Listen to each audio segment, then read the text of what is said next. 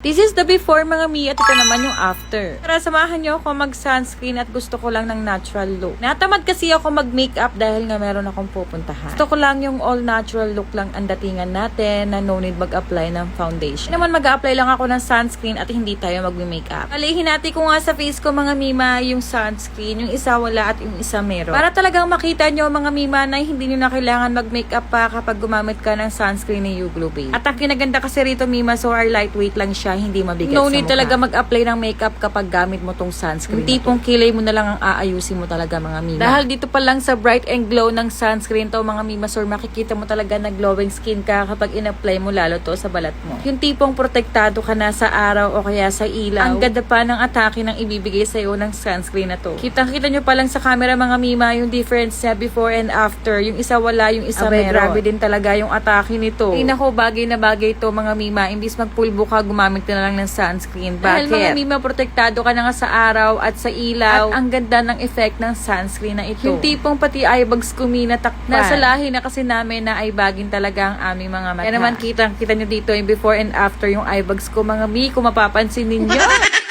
Abay, bagay na bagay talaga yung gusto kong puntahan ito kasi nga gusto ko lang din yung all natural looks lang ang datingan. Pero maganda pa Yung din. tipong matatakman niya yung gusto mong matakpan sa face Kaya naman mo. Kung gusto mo ng parang natural beauty lang ang datingan, pero talagang ang fresh at looking good talaga At mga mima, iba yung fresh na binibigay ng sunscreen na You Glow Babe. Yung tipong hindi mo na kailangan mag-apply ng foundation, mag-lip tint, parang all natural pero ang ganda ng nabibigay niyang effect. Para ka may sariling ring light, mga ganarn, Dahil mima. ang lakas ang dating ng sunscreen niya mga Siyempre, mi. the most important dito mga mima, so yung SPF 50+++.